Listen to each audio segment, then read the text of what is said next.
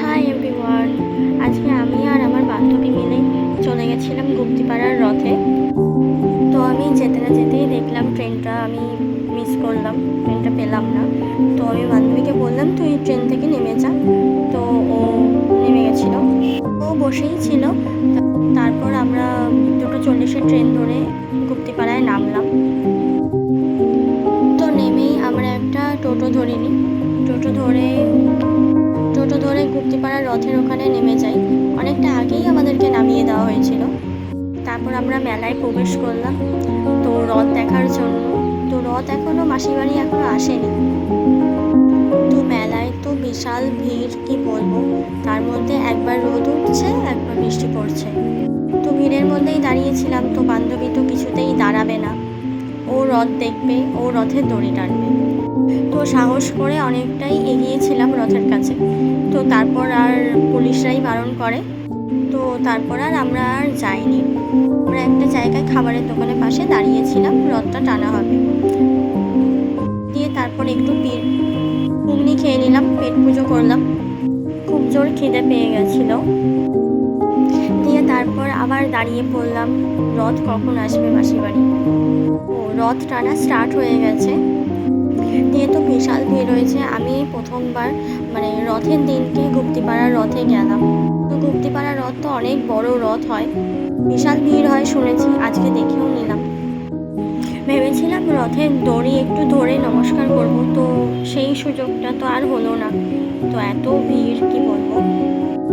তো এত ভিড়, ঠিকভাবে ভিডিও করতে পারছিলাম না, তাও যতটুকু পেরেছি করেছি, তোমাদেরকে দেখাচ্ছি। তো এত ভিড়, তো আমরা তো শেষ অবধি জগন্নাথ ঠাকুরকে দেখতে পারিনি বললেই চলে, দূর থেকে দেখেছি। তো গিয়ে রথটাও এবার রথটাও ছোঁয়ার চেষ্টা করেছিলাম, তো ছুঁতে পারিনি, নমস্কার করতে পারিনি, দূর থেকেই নমস্কার করেছি আমি। দিয়ে ওয়েদার এতটাই বাজে ছিল যে একবার রোদ উঠছিল আর একবার বৃষ্টি পড়ছিল। তো ভীষণ কাদা ছিল, কি বলবো, একদম জঘন্য। কিন্তু ওই যে বলে, বৃষ্টি না হলে রথ টানা যায় না, রথ টানে না। তো যাই হোক,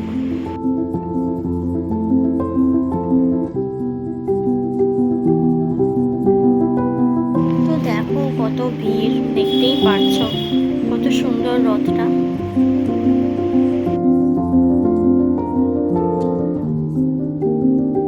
তো রথটা এখানে কিছুক্ষণ দাঁড়িয়ে ছিল আমাদের সামনেই। তো চেষ্টা করছিলাম অনেকটা ছোঁয়ার, কিন্তু পারিনি। পরে আবার যাবো আমরা এই রথে। দেখতেই পাচ্ছ রথ এখন মাসির বাড়ি চলে যাচ্ছে।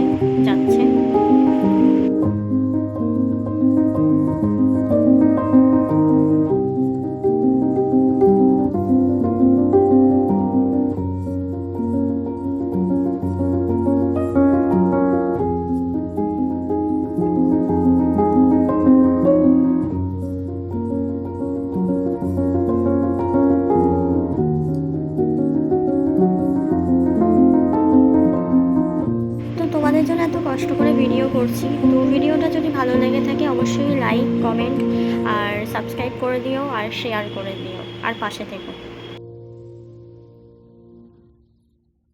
তো আমাদের তো বিশাল গরম লাগছিল মাঝখানে, লাস্টের দিকে। তো আমরা একটু আইসক্রিম খেয়ে নিলাম, বান্ধবীর পাল্লায় করে আইসক্রিম খেলাম। এই বড় আইসক্রিমটা খেয়েই ঠান্ডা লেগে গেছিলো। আসার সময় দেখো কি জোরে বৃষ্টি হচ্ছে।